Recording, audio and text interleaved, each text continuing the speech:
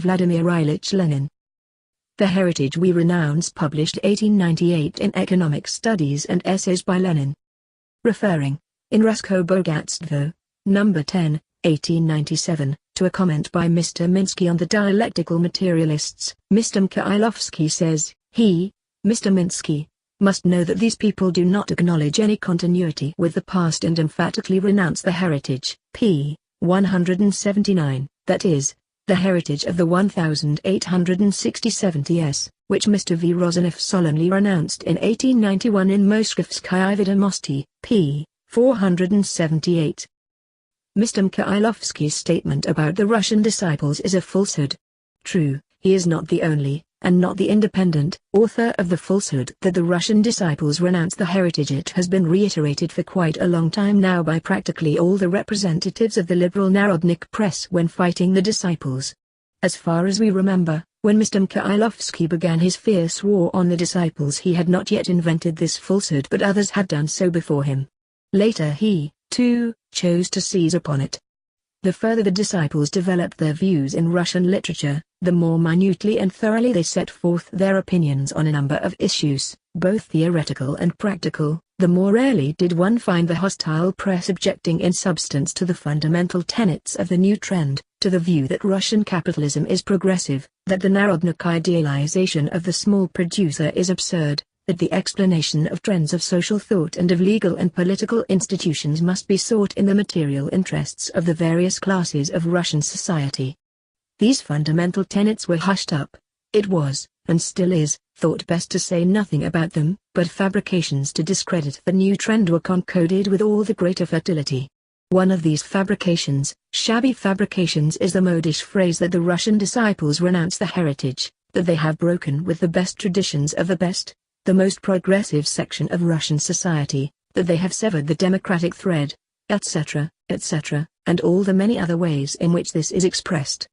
The fact that such phrases are so widely used prompts us to undertake a detailed examination and refutation of them. In order that our exposition may not appear unsupported, we shall begin by drawing an historico-literary parallel between two essayists of the countryside, chosen in order to describe the heritage. Let us say in advance that we shall confine ourselves exclusively to economic and social questions, that of the heritage, we shall examine only these, leaving aside philosophical, literary, aesthetic and other problems. 1. One representative of the heritage. 30 years ago, in 1867, Otechestvennaya Zapiski 17, began publishing a series of essays by Skaldin, under the title In the Backwoods and in the Capital. The essays appeared over a period of 3 years, 1867-69. In 1870 the author gathered them together in a single volume bearing the same title. 1. A perusal of this book, now almost forgotten, is extremely instructive from the angle of the subject under discussion, that is, the relation in which the representatives of the heritage stand to the Narodniks and the Russian disciples. The title of the book is inaccurate. The author himself was conscious of this, and he explains in a foreword that his theme is the attitude of the capital to the countryside, in other words, that his book is a series of social essays on rural conditions, and that he does not propose to speak of the capital specifically. Or rather, he might have proposed to do so, but does not find it expedient. Omega sigma delta epsilon beta omicron upsilon lambda omicron mu, for I will not write as I may, and may not write as I will, Skaldin says, borrowing the words of a Greek writer to explain the inexpediency. Let us give a brief exposition of Skaldin's views. We shall begin with the peasant reform 18, that initial point from which all who wish to expound their general views on economic and social problems must, even to this day, inevitably begin. Very much space is devoted to the peasant reform in Skaldin's book. He was perhaps the first writer who, on a broad basis of fact and a detailed examination of all aspects of life in the countryside, systematically showed the poverty-stricken state of the peasants after the reform, the deterioration of their conditions, the new forms of their subjection, economic, legal and in daily life, the first, in a word, to show all that has since been elucidated and demonstrated in such detail and thoroughness in numerous investigations and surveys. Today all these truths are no longer new. At the time they were not only new, but aroused distrust in liberal society, which feared that behind these references to the so-called defects of the reform lurked a condemnation of it and concealed support for serfdom. Skarldin's views are the more interesting because he was a contemporary of the reform, and even perhaps had a hand in it. We have no historical or literary information or biographical data about him at our disposal. Consequently, his views are based on direct observation both of the capital and the countryside of the time, and not on an armchair study of printed material. What first of all strikes the contemporary reader, who is accustomed to the Narodnik's sickly gushing over the peasant reform, is the extreme sobriety of Skarldin's views on the subject. He looks at the reform without any illusions or idealization. He sees it as a transaction between two parties, the landlords and the peasants, who until then had used the land in common on definite terms and now had divided it, the division being accompanied by a change in the legal status of both parties. The factor which determined the mode of division and the size of the share of each party was their respective interests. These interests determined the ambitions of both parties, while the fact that one of them was able to have a direct hand in the reform itself, and in the practical working out of the various questions connected with its implementation, determined, among other things, that party's dominant position. That is how Skarldin understands the reform. He dwells in particular detail on the principal question of the reform, the allotments and land redemption payments, reverting to it time and again in the course of his essays. Skarldin's book is divided into 11 essays, each of them self-contained, their form reminding one of letters from the countryside. The first essay is dated 1866, and the last, 1869. It goes without saying that on the subject of the so-called land-poor peasants, there is nothing in Skarldin's book that is new to the contemporary reader, but at the end of the 60s his testimony was both new and valuable. We shall not, of course, recapitulate it, but shall only remark on that feature of his description of the facts which distinguishes him, to his advantage, from the Narodniks. Skarldin does not talk about land poverty, but about the excessive amount of land cut off from the peasants' allotments, p. 213, also p. 214 and many other places, cf. Title of the third essay, and says that the largest allotments established by the Regulations 19, proved to be smaller than those they had before, p. 257, incidentally citing some extremely characteristic and typical opinions of peasants on this aspect of the reform. 2. Skarldin's explanations and proofs of this fact are very circumstantial, forceful and even vehement for a writer who as a rule is extremely moderate and temperate, and whose general outlook is undoubtedly bourgeois. The fact, then, must have been too starkly evident, if such a writer as Skarldin speaks of it so emphatically. Skarldin also speaks very emphatically and circumstantially of the severe burden of the payments, and supports his statements with many facts. Inordinate taxation, reads a subtitle to the third essay, 1867, is the chief cause of the peasants' poverty, and Skarldin shows that taxation is higher than the peasants' returns from the land, and he cites from the proceedings of the Commission on Taxation data relative to the incidence of taxation of the upper and lower classes in Russia which show that 76% of the taxation falls on the lower classes and 17% on the upper, whereas in Western Europe the correlation is everywhere incomparably more favorable to the lower classes. A subtitle to the seventh essay, 1868, reads, "Excessive money dues are one of the chief causes of poverty among the peasants," and the author shows that the new conditions of life at once demanded money and more money of the peasant, that the regulation made it a principle to compensate the landlords for the abolition of serfdom as well, 252, and that the amount of the quit rent was based on sworn information supplied by the landlords, their stewards and village elders, that is, on absolutely arbitrary data not deserving of the slightest credence, 255, in consequence of which the average quit rents computed by the commissions were higher than the existing average quit rents. Added to the burden of quit rent borne by the peasants was the loss of land which they had used for centuries, 258.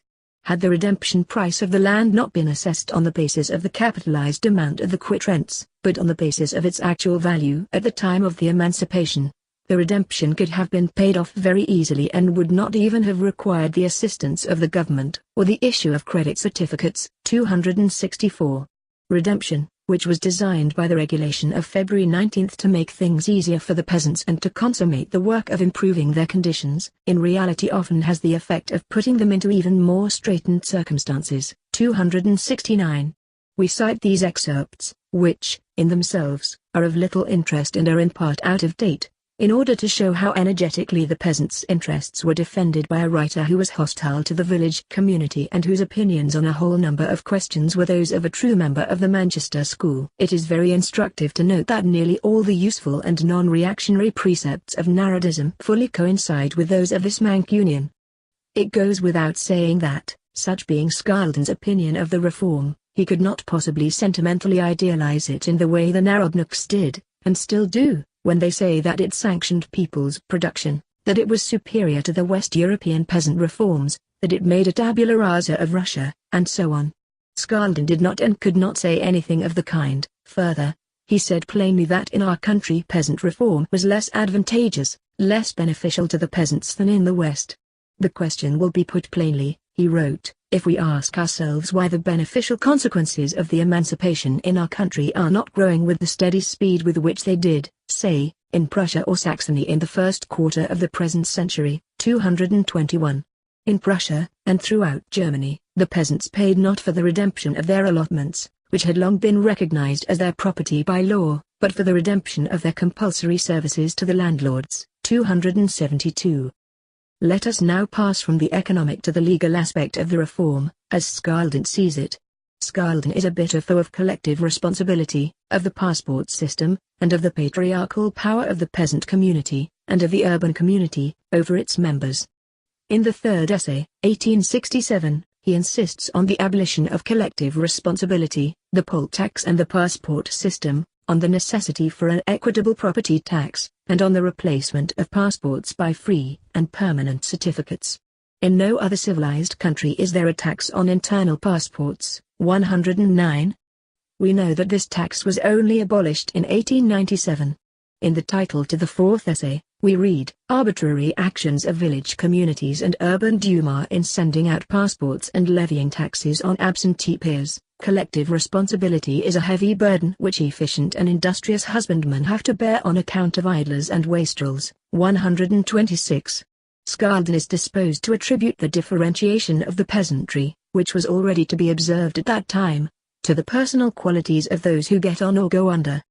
He describes in detail the difficulties peasants living in St. Petersburg experience in obtaining or prolonging passports, and repudiates those who would retort that thank God, all this multitude of landless peasants have not been registered in the towns, have not increased the numbers of propertyless town dwellers. 130. This barbarous collective responsibility. 131. Can people placed in such a position be called free citizens?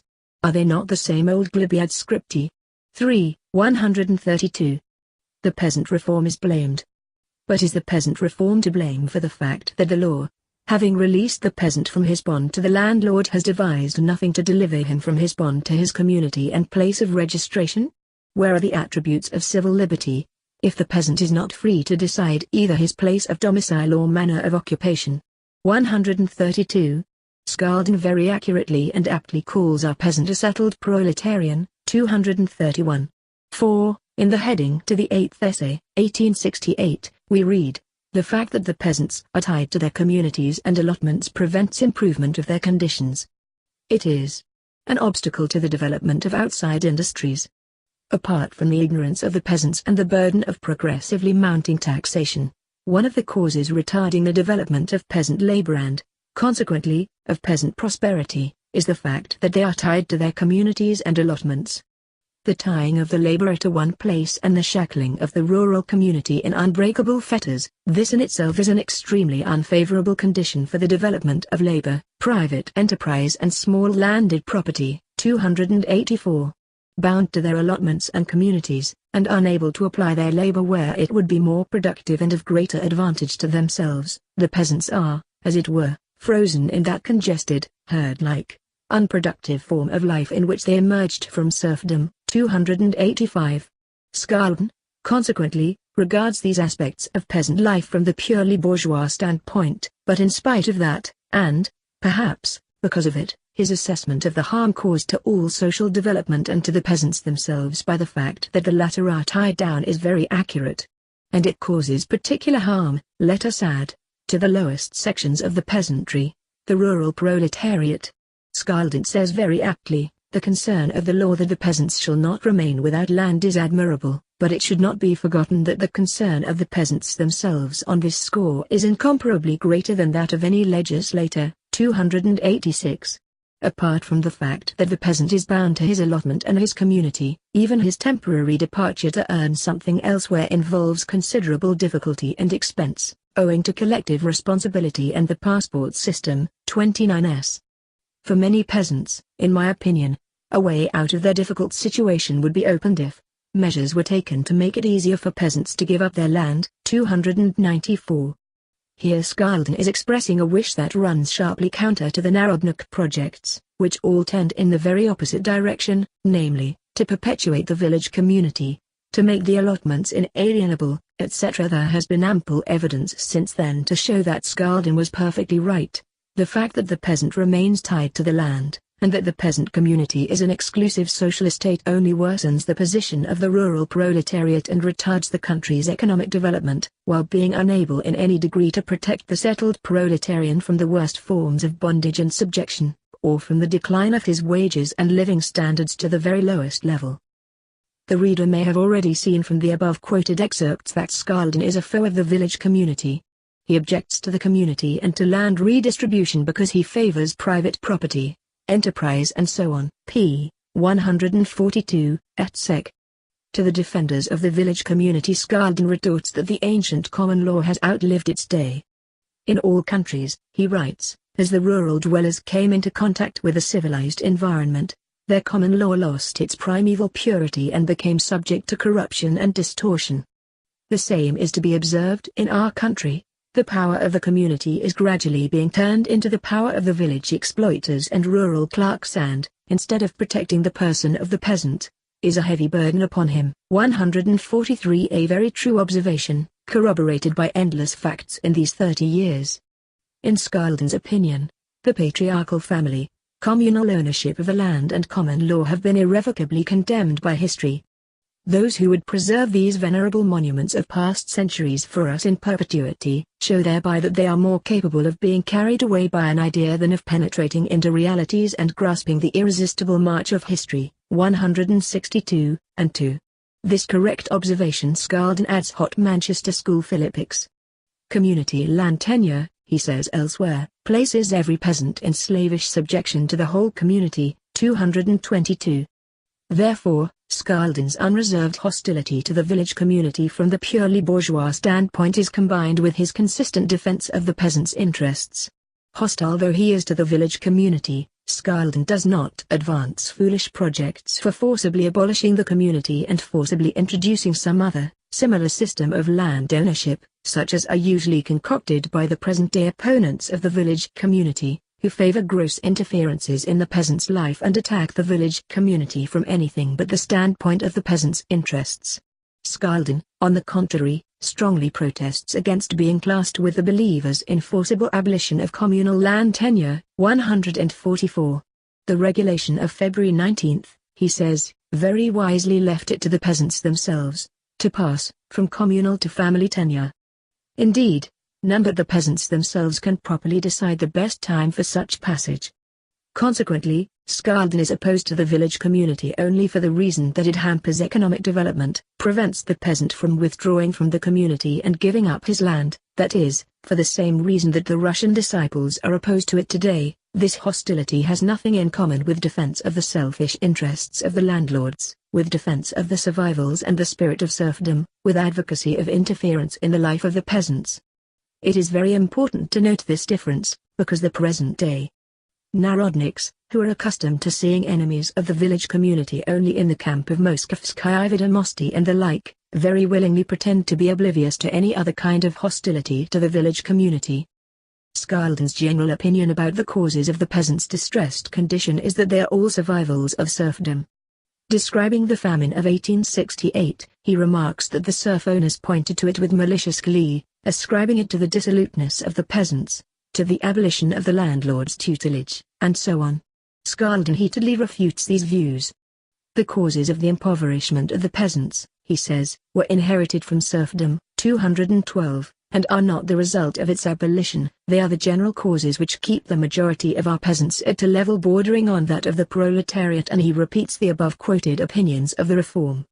It is absurd to attack the family division of the land. Even if divisions do injure the peasants' material interests for a while, they save their personal freedom and the moral dignity of the peasant family.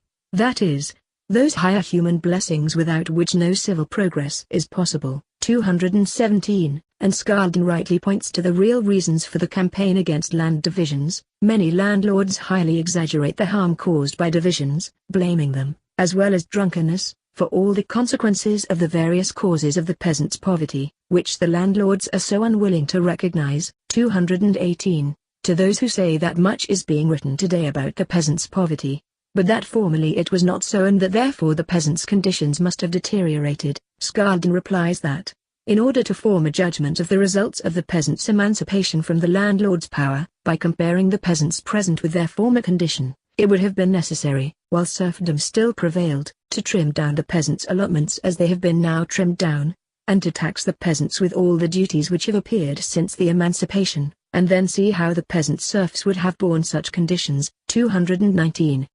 It is a supremely characteristic and important feature of Skaldin's views that he reduces all the causes of the deterioration in the peasant's condition to survivals of serfdom, to its legacy of labor service, quit rent, cut-off land, and the peasant's lack of rights and immobility. Skaldin not only does not see that the causes of the peasant's impoverishment might be found in the very structure of the new socio-economic relations, in the very structure of the post-reform economy, he absolutely refuses to entertain the thought, being profoundly convinced that the complete abolition of all these survivals of serfdom would usher in an era of universal well-being. His views, in fact, are negative: remove the obstacles to the free development of the peasantry, remove the shackles bequeathed by serfdom, and everything will be for the best in this best of possible worlds. Skaldin writes, here, i.e., in relation to the peasantry, there is only one course the government can follow, to eliminate steadily and unflaggingly the causes which have reduced our peasants to their present state of dullness and poverty and which do not allow them to rise to their feet. 224, my italics. Highly characteristic in this respect is the reply given by Skaldin to those who defend the community, that is, binding the peasants to the village communities and allotments, on the ground that, without it, a rural proletariat will emerge. This objection, Skaldin says, falls to the ground when we remember what boundless tracts of land lie idle in our country from lack of hands to cultivate them. If the law did not hamper the natural distribution of manpower, the only people who would be real proletarians in Russia would be the professional beggars or the incorrigibly vicious and dissipated. 144. The typical view of the 18th century economists and enlighteners, who believed that abolition of serfdom and all its survivals would usher in a reign of universal well-being on earth. The Narodnik would no doubt look down on Skaldin with disdain and say that he was simply a bourgeois. Yes, of course, Skaldin was a bourgeois, but he was a representative of the progressive bourgeois ideology which the Narodniks have replaced by one that is petty bourgeois and, on a whole number of points, reactionary. And this bourgeois had a better idea than the Narodnik of how to defend those practical and real interests of the peasants which coincided, and coincide now, with the requirements of social development generally. 5. To complete our account of Skaldin's views, let us add that he is opposed to the system of socialist states, advocates a single court of justice for all of them, sympathizes theoretically with the idea that the Volochysk authorities should not be constituted on the basis of socialist states, is an ardent advocate of public education, especially general education, favors local self-government and zemstvo institutions, and believes that land credits, especially small, should be widely available, for there is a strong desire among the peasants to buy land. Here, too, Skaldin is a true Mancunian. He says, for instance, that zemstvo and municipal banks are a patriarchal or primitive form of bank and should give way to private banks, which are vastly superior. 80. The land might be endowed with value through the stimulation of industrial and commercial activity in our provinces. 71, and so on. To sum up, in outlook, Skaldin may be called a bourgeois enlightener. His views are very reminiscent of those of the 18th century economists, correspondingly refracted, of course, in the prism of Russian conditions, and he reflected the general Enlightenment character of the heritage of the 60s quite vividly. Like the West European Enlighteners and the majority of the literary representatives of the 60s, Scalden was imbued with a violent hostility to serfdom and all its economic, social and legal products. That was the first characteristic feature of the Enlightener. The second characteristic feature common to all the Russian Enlighteners was ardent advocacy of education, self-government, liberty, European forms of life and all-round Europeanization of Russia generally. And the third characteristic feature of the Enlightener was his defense of the interests of the masses, chiefly of the peasants, who, in the days of the Enlighteners, were not yet fully emancipated or only in process of being emancipated. The sincere belief that abolition of serfdom and its survivals would be followed by universal well-being, and a sincere desire to help bring this about. These three features constitute the essence of what in our country is called the heritage of the 60s, and it is important to emphasize that there is nothing whatsoever of narodism in this heritage. There are quite a number of Russian writers whose views are characterized by these features and who have never had anything in common with narodism. Where the outlook of a writer bears these features, he is always recognized by everyone as having preserved the traditions of the 60s, quite irrespective of what his attitude to narodism may be. Nobody, of course, would think of saying that Mr. M. Stassyulovich, for instance, whose jubilee was recently celebrated, had renounced the heritage merely because he was an opponent of narodism or was indifferent to the questions advanced by narodism. We have taken Scalden 6 as an example precisely because, while he was undoubtedly a representative of the heritage, he was at the same time a confirmed enemy of those ancient institutions which the Narodniks have taken under their protection. We have said that Scalden was a bourgeois. Ample proof of this description has been given above, but it must be observed that this word is often understood very incorrectly, narrowly and unhistorically, it being associated, without distinction of historical period, with a selfish defense of the interests of a minority. It must not be forgotten that at the time when the 18th century Enlighteners, who are by general consent included among the leaders of the bourgeoisie, wrote, and at the time when our Enlighteners of the 40s and 60s wrote, all social problems amounted to the struggle against serfdom and its survivals. At that time the new socio-economic relations and their contradictions were still in embryo. No selfishness was therefore displayed at that time by the ideologists of the bourgeoisie. On the contrary, both in the West and in Russia, they quite sincerely believed in universal well-being and sincerely desired it. They sincerely did not see, partly could not yet see, the contradictions in the system which was growing out of serfdom. It is not for nothing that Scalden in one part of his book quotes Adam Smith.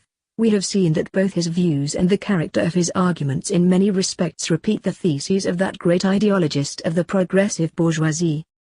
And so, if we compare Scalden's practical suggestions with the views of the present-day Narodniks, on the one hand, and with the attitude to them of the Russian disciples, on the other, we shall find that the disciples will always support Scalden's suggestions, since the latter reflect the interests of the progressive social classes, and the vital interests of social development generally along the present, i.e., capitalist, path. The things that the Narodniks have changed in Scalden's practical wishes, or in his presentation of problems, are a change for the worse, and are rejected by the disciples. It is not against the heritage that the disciples hurl themselves. That is an absurd fabrication, but against the romantic and petty bourgeois additions to the heritage made by the Narodniks. To these additions we shall now pass. 2. Narodism's addition to the heritage. From Scalden, let us pass to Engelhardt. His letters from the countryside are likewise essays on the social aspects of rural life, so that in substance and even in form his book very much resembles that of Scalden's.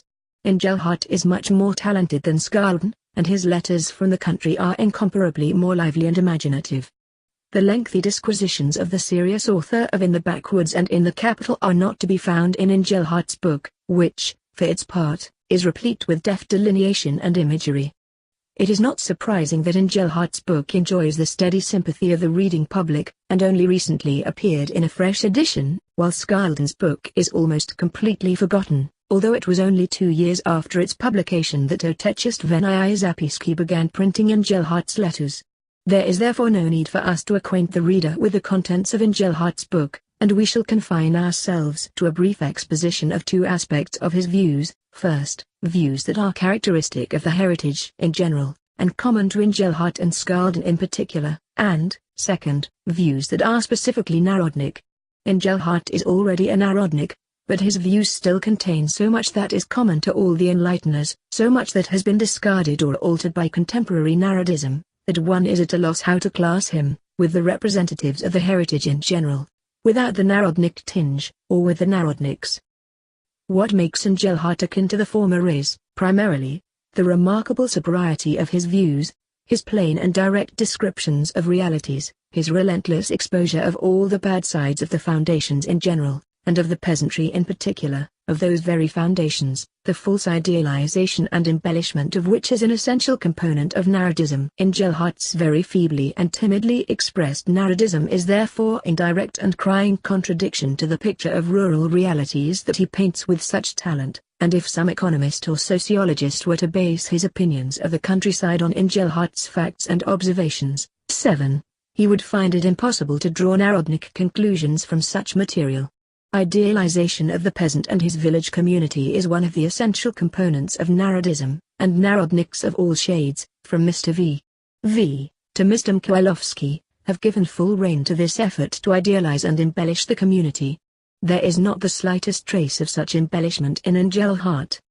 As against the fashionable talk about the communal spirit of our peasantry, the current contrasting of this communal spirit to the individualism of the town, the competition of capitalist economy, etc., Engelhardt is absolutely relentless in exposing the amazing individualism of the small farmer. He shows at length that our peasants in matter of ownership have the keenest possible sense of property, p. 62, 1885 ed., that they cannot tolerate gang work, hate it from narrowly selfish and egoistic motives. In gang work each is afraid of doing more than the others, p. 206. This fear of doing more work than others goes to comical, or, rather, tragicomical, extremes. The author, for instance, tells of women living under one roof and bound by ties of common residence and kinship, each of whom washes only her particular part of the table at which they eat, or who milk the cows in turn, each getting milk for her own child, for fear that others may hide some of the milk, and preparing porridge for her own child separately, p. 323. Engelhardt brings out these features in such detail, and corroborates them with such a mass of examples, that there can be no question of there being exceptional instances. One or the other, either Engelhardt is a worthless observer who deserves no credence, or the tale about the communal spirit and communal virtues of our sheer imagination, which transfers to economic practice features abstracted from the form of land tenure, and from this form of landholding there are additionally abstracted all the fiscal and administrative aspects. Engelhardt shows that in his economic activity the muzhik aims at becoming a kulak. There is a definite dose of the kulak in every peasant, he says, p. 491, kulak ideals prevail among the peasants. I have said time and again that individualism, egoism, the urge to exploit are strongly developed among the peasants. Each prides himself on being a pike and strives to swallow the tiddler. Engelhardt demonstrates superbly that the trend among the peasantry is not towards the communal system, not towards people's production, but towards the most ordinary petty bourgeois system inherent in all capitalist societies.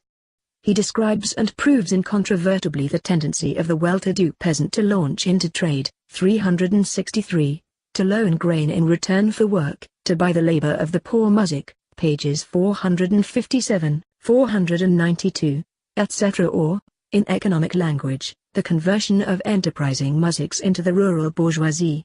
If, says Engelhardt, the peasants do not adopt the idle form of economy and each continues to conduct his own farm in isolation, then, even if there is an abundance of land, there will be both landless peasants and farm laborers among the peasant tillers.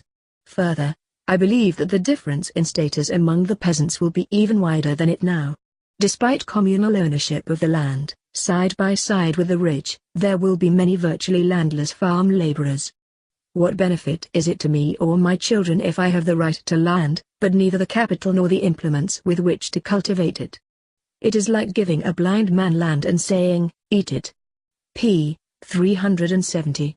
With a sort of melancholy irony, the idle form of economy figures forlornly in this passage as a pious and innocent wish which, far from following from the facts about the peasantry, is directly repudiated and ruled out by them.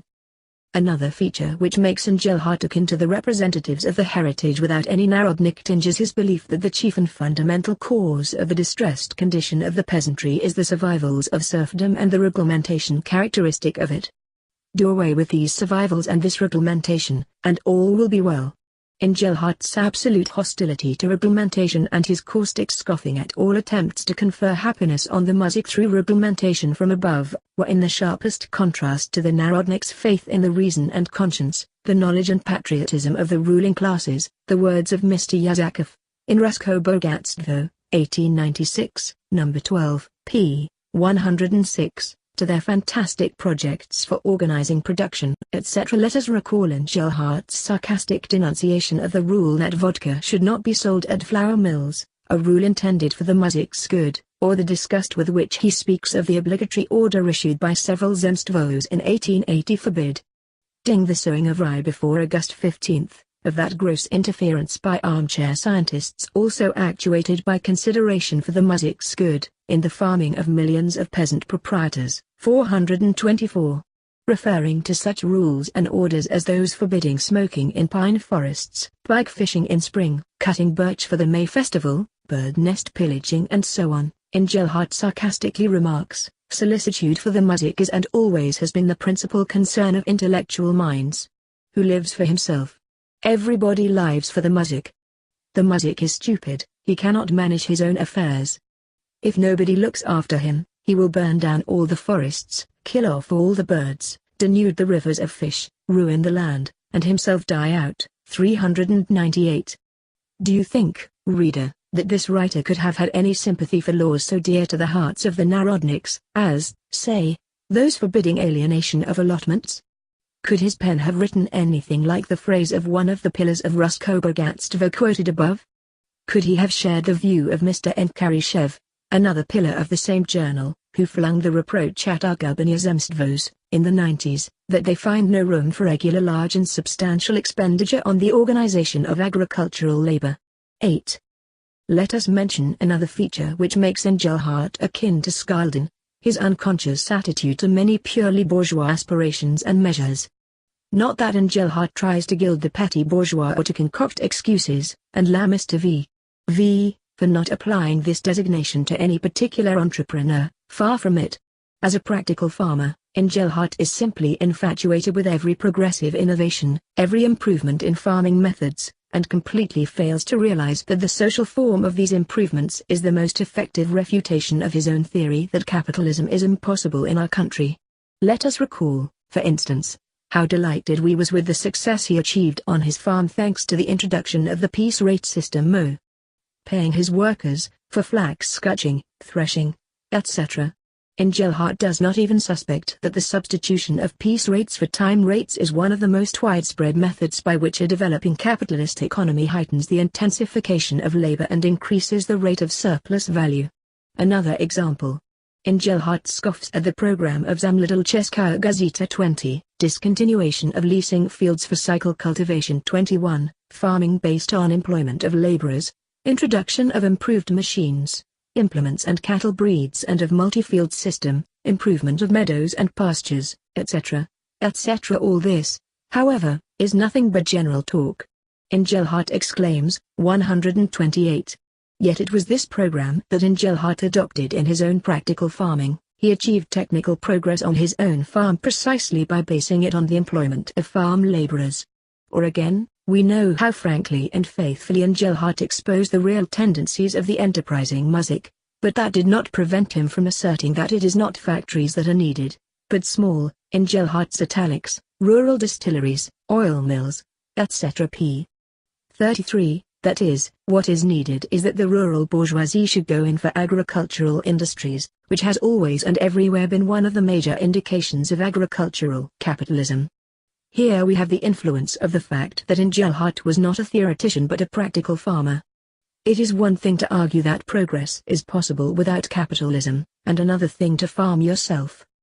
Having set himself the aim of conducting his farm on rational lines, Engelhardt was compelled, by virtue of surrounding circumstances, to strive for this by purely capitalistic methods and to leave aside all his theoretical and abstract misgivings concerning the employment of farm laborers. In the field of theory, Scalden argued like a typical member of the Manchester School, completely failing to realize both that his arguments were of just this character, and that they corresponded to the needs of Russia's capitalist evolution. In the field of practice, Engelhardt was compelled to act as a typical Mancunian, despite his theoretical protest against capitalism and his desire to believe that his fatherland was following a path of its own. Engelhardt did believe this, and it is this that induces us to call him a Narodnik.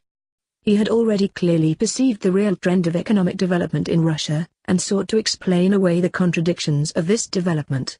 He endeavored to prove that agricultural capitalism was impossible in Russia, that there is no next in our country, p. 556, though he himself refuted in the greatest detail the story that our workers are expensive, and himself showed how miserably he paid his cattleman, Pyotr, who with his family, after their keep, had only 6 rubles a year left with which to buy salt, vegetable oil, clothing, p. 10. Yet even he is envied, and if I turned him off, 50 others would immediately be found eager to take his place, p. 11. Speaking of the success of his farm, and of the skillful way his workers handle the plough, Engelhardt triumphantly exclaims, "And who are these ploughmen? Ignorant, unconscientious Russian peasants," p. 225. Though his own farming experience and his exposure at the peasants' individualism refuted all illusions concerning the community spirit, Engelhardt not only believed that the peasants could adopt an idle form of economy, but expressed the conviction that such would indeed be the case, and that we, the Russians, would accomplish this great feat and introduce a new mode of farming. It is this that constitutes the exceptional character, the specific nature of our economy, p. 349. Engelhardt the realist turns into Engelhardt the romanticist, who replaces the complete lack of exceptional character in his own methods of farming, and in the peasants' farming methods as he observed them, by faith in a future exceptional character. From this faith it is only a stone's throw to the ultra-Narodnik features which, though very few, one finds in Engelhardt, to a narrow nationalism bordering on chauvinism, will give Europe a drubbing, and in Europe, too, the music will be on our side, p. 387, said Engelhardt to a landlord with whom he was discussing the prospect of war, and even to idealization of labor service. Yes, this self-same Engelhardt who devoted so many superb pages of his book to describing the downtrodden and degraded condition of the peasant who has taken a loan of money or grain to be paid off in work and is compelled to toil almost for nothing in the very worst conditions of personal dependence. 9. This selfsame Engelhardt goes to the length of saying that it would be a good thing if the doctor, he was talking of the benefit of a need for doctors in the countryside, v.I., had a farm of his own, so that the muzhik could pay for the treatment with his labor, p. 41. Comment is superfluous. All in all, comparing the above enumerated good features of Engelhardt's outlook, that is, those he has in common with the representatives of the heritage without any Narodnik tinge, with the bad, that is, the Narodnik features, we have to admit that the former unquestionably predominate in the author of Letters from the Countryside, while the latter are an extraneous and accidental admixture, as it were, which has drifted in from without and is at odds with the general tone of his book. 3. Has the heritage gained from association with Narodism? But what do you understand by Narodism? The reader will probably ask. The meaning attached to the concept heritage was defined above, but no definition of the concept Narodism has been given. By Narodism we mean a system of views which comprises the following 3 features. 1. Belief that capitalism in Russia represents a deterioration, a retrogression. Hence the urge and desire to retard, halt, stop the breakup of the age-old foundations by capitalism, and similar reactionary cries. 2. Belief in the exceptional character of the Russian economic system in general, and of the peasantry, with its village community, art, etc., in particular. It is not considered necessary to apply to Russian economic relationships the concepts elaborated by modern science concerning the different social classes and their conflicts. The village, community peasantry is regarded as something higher and better than capitalism. There is a disposition to idealize the foundations. The existence among the peasantry of contradictions characteristic of every commodity and capitalist economy is denied or slurred over. It is denied that any connection exists between these contradictions and their more developed form in capitalist industry and capitalist agriculture. 5. Disregard of the connection between the intelligentsia and the country's legal and political institutions, on the one hand, arid the material interests of definite social classes, on the other. Denial of this connection, lack of a materialist explanation of these social factors, induces the belief that they represent a force capable of dragging history along another line, Mr. V. Of diversion from the path, Mr. N. On, Mr. Yazakov, etc., and so on. That is what we mean by narratism. The reader will consequently see that we use this term in its broad sense, just as all the Russian disciples use it when opposing a whole system of views, and not individual representatives of this system. Among these individual representatives there are differences, of course, and sometimes important ones. Nobody ignores these differences. But the aforementioned views are common to all the most diverse representatives of narratism, from, well, Mr. Yusov, let us say, to Mr. Mikhailovsky. To these objectionable features of their views, the Yusovs, Sazanovs, etc., add others, which are not shared, for instance, either by Mr. Mikhailovsky or by other contributors to the present-day Rusko Bogatstvo. To deny these differences between the narodniks in the narrow sense and the narodniks in general would, of course, be wrong, but it would be wronger still to ignore the fact that the fundamental socio-economic views of all narodniks coincide on the aforementioned major points. And since it is these fundamental views that the Russian disciples reject, and not only deplorable deviations from them in a worse direction, they are obviously fully entitled to employ the term narratism in its wider meaning. Not only are they entitled to do so, they cannot do otherwise. Turning to the fundamental views of narratism outlined above, the first thing we must note is that the heritage has absolutely no part in them. There are a whole number of undeniable representatives and guardians of the heritage who have nothing in common with narratism, who do not pose the question of capitalism at all, who do not believe in the exceptional character of Russia, the peasant community, etc., and who do not regard the intelligentsia and our legal and political institutions as a factor capable of diversion from the path. Above we named in illustration the editor and publisher of Vestnik Evropy, 22, who might be accused of anything save violation of the traditions of the heritage. On the other hand, there are people whose views resemble the aforementioned fundamental principles of narratism, yet who plainly and frankly renounce the heritage we might mention, for example, the same Mr. Wyabramov to whom Mr. Mikhailovsky refers, or Mr. Yusov. The narratism which the Russian disciples battle against did not even exist when the heritage was, to use a legal term, bequeathed. That is, in the 60s. Germs, rudiments of narratism existed, of course, not only in the 60s, but in the 40s and even earlier but it is not the history of narratism that concerns us here. We repeat, what is important for us is to establish that the heritage of the 60s, in the sense outlined above, has nothing in common with narratism. That is, that there is nothing in common in the substance of their views, that they pose different problems. There are guardians of the heritage who are not narodniks, and there are narodniks who have renounced the heritage. Of course, there are also narodniks who guard the heritage, or who pretend to do so.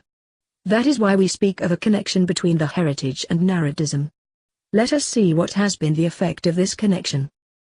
First, narratism made a big step forward compared with the heritage by posing for the attention of society problems which the guardians of the heritage were partly, in their time, not yet able to pose, or partly did not, and do not, pose because of their inherent narrowness of outlook.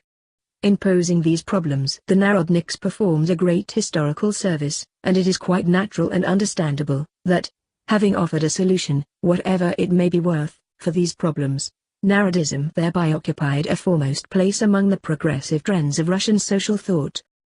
But the solution of these problems proposed by narratism proved to be worthless, to be based on backward theories, long ago discarded in Western Europe, on a romantic and petty bourgeois criticism of capitalism, on a disregard for the cardinal facts of Russian history and reality. So long as the development of capitalism in Russia and of its inherent contradictions was still very weak, this primitive criticism of capitalism could hold its ground. But narratism is absolutely incapable of measuring up to the contemporary development of capitalism in Russia, the contemporary state of our knowledge of Russian economic history and reality, the contemporary demands made on sociological theory. Once progressive, as the first to pose the problem of capitalism, nowadays narratism is a reactionary and harmful theory which misleads social thought and plays into the hands of stagnation and Asiatic backwardness. Today the reactionary character of its criticism of capitalism has even lent Narodism features that make it inferior to the outlook which confines itself to faithful guardianship of the heritage. 11. That this is so we shall now endeavor to prove by analyzing each of the three basic features of the Narodnik outlook mentioned above. The first feature, the belief that in Russia capitalism represents a deterioration, a retrogression. Very soon after the problem of capitalism in Russia had been posed, it became clear that our economic development was capitalistic, and the Narodniks proclaimed this development a retrogression, a mistake, a deviation from the path supposedly prescribed by the whole history of the nation's life, from the path supposedly hallowed by age-old foundations, and so on and so forth. The enlighteners' ardent faith in this course of social development was replaced by distrust of it. Historical optimism and cheerfulness were replaced by pessimism and dejection founded on the fact that the farther matters proceeded as they were proceeding, the harder and more difficult would it be to solve the problems raised by the new development. Appeals were made to retard and halt this development. The theory was advanced that Russia's backwardness was her good fortune, and so forth. All these features of the Narodnik outlook, far from having anything in common with the heritage, flatly contradicted. The belief that Russian capitalism represents a deviation from the path, a deterioration, etc., leads to a misrepresentation of Russia's whole economic evolution, to a misrepresentation of that changeover which is taking place before our eyes. Carried away by their desire to retard and stop the breakup of the age-old foundations by capitalism, the Narodniks display an amazing lack of historical tact. They forget that antecedent to this capitalism there was nothing but the same exploitation combined with countless forms of bondage and personal dependence, which burdened the position of the laborer, nothing but routine and stagnation in social production and, hence, in all spheres of social life. Contending against capitalism from their romantic, petty bourgeois angle, the Narodniks throw all historical realism overboard and always compare the reality of capitalism with a fiction of the pre-capitalist order. The heritage of the 60s with their ardent faith in the progressive character of the existing course of social development, their relentless enmity directed wholly and exclusively against the relics of the past, their conviction that these relics had only to be swept clean away and everything would go splendidly, this heritage, far from having any part in the aforementioned views of Narodism, runs directly counter to them. The second feature of Narodism is belief in Russia's exceptionalism, idealization of the peasantry, the village community, etc. The doctrine of Russia's exceptionalism induced the Narodniks to seize upon outdated West European theories, prompted them to regard many of the achievements of West European culture with amazing levity. The Narodniks reassured themselves with the thought that, if we lacked some of the features of civilized humanity, we are destined, on the other hand, to show the world new modes of economy, etc. Not only was the analysis of capitalism and all its manifestations given by progressive West European thought not accepted in relation to Holy Russia, every effort was made to invent excuses for not drawing the same conclusions about Russian capitalism as were made regarding European capitalism. The Narodniks bowed and scraped to the authors of this analysis and, calmly continued to remain romanticists of the same sort as these authors had all their lives contended against. Again, this doctrine of Russia's exceptionalism, which is shared by all the Narodniks, far from having anything in common with the heritage, runs directly counter to it. The 60s, on the contrary, desired to Europeanize Russia, believed that she should adopt the general European culture, were concerned to have the institutions of this culture transferred to our anything but exceptional soil. Any doctrine that teaches that Russia is exceptional is completely at variance with the spirit and the tradition of the 60s. Even more at variance with this tradition is Narodism's idealization and over-embellishment of the countryside. This false idealization, which desired at all costs to see something specific in our rural system, something quite unlike the rural system in every other country in the period of pre-capitalist relations, is in naked contradiction to the traditions of the sober and realistic heritage. The wider and more deeply capitalism developed, the more distinctly did the countryside display the contradictions common to every commodity capitalist society, the more and more glaringly did the antithesis stand out between the Narodniks' honeyed talk about the peasants' community spirit, artel spirit, etc., on the one hand, and the actual division of the peasantry into a rural bourgeoisie and a rural proletariat on the other. And the more rapidly did the Narodniks, who continued to look upon things with the eyes of the peasant, change from sentimental romanticists into ideologists of the petty bourgeoisie, because in modern society the small producer changes into a commodity producer. Their false idealization of the countryside and romantic dreams about the community spirit led the Narodniks to adopt an extremely frivolous attitude towards the peasants' real needs arising from the existing course of economic development. In theory one might talk to one's heart's content about the strength of the foundations, but in practice every Narodnik sensed very well that the elimination of the relics of the past, the survivals of the pre-reform system, which to this day bind our peasantry from head to foot, would open the way to precisely the capitalist course of development, and no other. Better stagnation than capitalist progress, this, essentially, is every Narodnik's attitude to the countryside, although of course not every Narodnik would venture to say so frankly and bluntly, with the same forthrightness of a Mr. V, tied to their allotments and communities, and unable to apply their labor where it would be more productive and of greater advantage to themselves. The peasants are, as it were, frozen in that congested, herd-like, unproductive form of life in which they emerged from serfdom. That is how one of the representatives of the heritage saw it from his characteristic enlightener's standpoint. 23. Better that the peasants remain frozen in their routine, patriarchal form of life, than clear the way for capitalism in the countryside. That, essentially, is how every Narodnik sees it. Indeed, probably not a single Narodnik would venture to deny that socialist state exclusiveness of the peasant community, with its collective responsibility and its ban on the sale of land and on the right to refuse an allotment, stands in the sharpest contradiction to contemporary economic realities, to contemporary commodity capitalist relations and their development.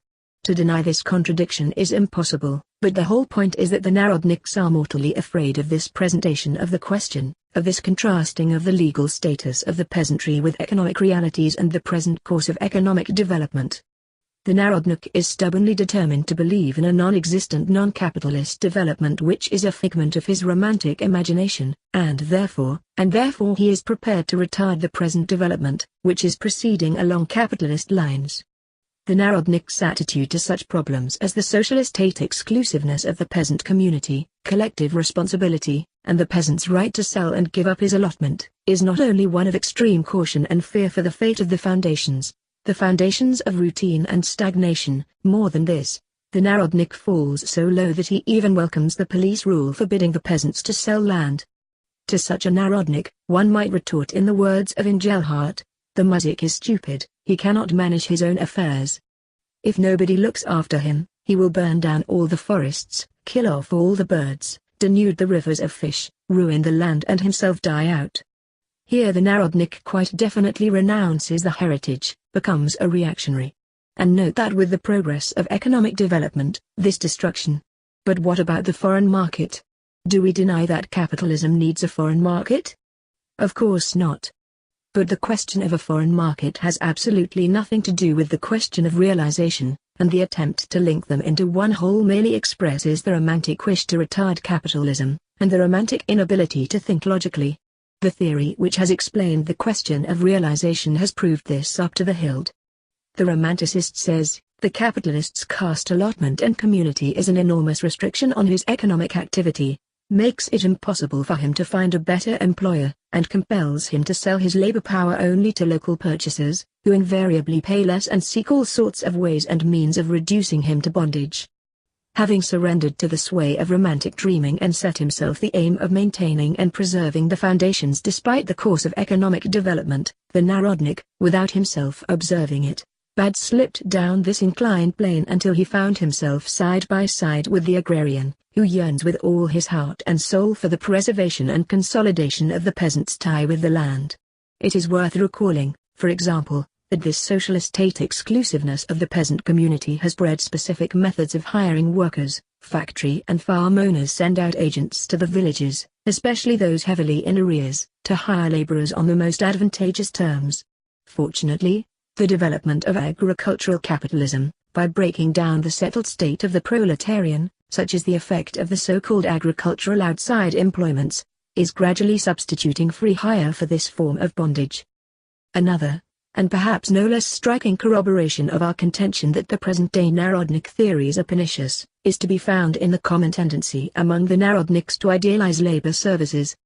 We have already given an example of how Engelhardt, consummating his Narodnik fall from grace, went so far as to say that it would be a good thing to develop labor services in the countryside.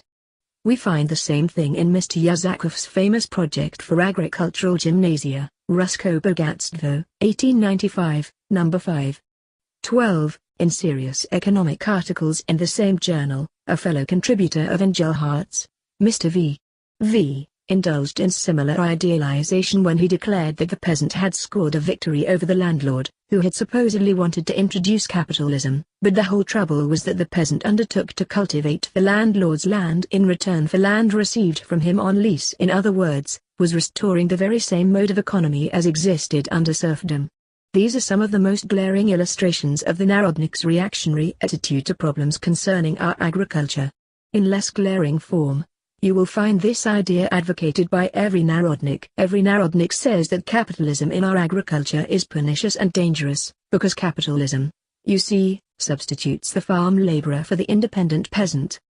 The reality of capitalism, the farm laborer, is contrasted to the fiction of the independent peasant, and this fiction is based on the peasant ownership of means of production in the pre-capitalist era, the fact being modestly ignored that the peasant has to pay double their value for these means of production, that these means of production serve for the performance of labor service, that the living standard of this independent peasant is so low that in any capitalist country he would be classed as a pauper, and that added to the hopeless poverty and intellectual inertness of this independent peasant is the personal dependence that inevitably accompanies pre-capitalist forms of economy. The third characteristic feature of Narodism, disregard of the connection between the intelligentsia and the country's legal and political institutions, on the one hand, and the material interests of definite social classes, on the other, is bound up indissolubly with the previous ones. Only this unrealistic attitude to sociological problems could have bred the doctrine that Russian capitalism is a mistake, and that diversion from the path is possible. This Narodnik view, too, bears no relation to the heritage and traditions of the 60s, on the contrary, it runs directly counter to these traditions. A natural corollary to this view is the Narodnik's attitude to the numerous survivals of the pre-reform reglementation of Russian life, an attitude which the representatives of the heritage could not possibly have shared. To illustrate this attitude, we shall take the liberty of borrowing the excellent remarks of Mr. V. Ivanov in his article A Shabby Fabrication, Novoslovo, September 1897. The author refers to Mr. Bobrikin's novel A Different Way, and exposes his misconception of the dispute between the Narodniks and the disciples. Mr. Bobrikin makes his hero, a Narodnik, reproach the disciples for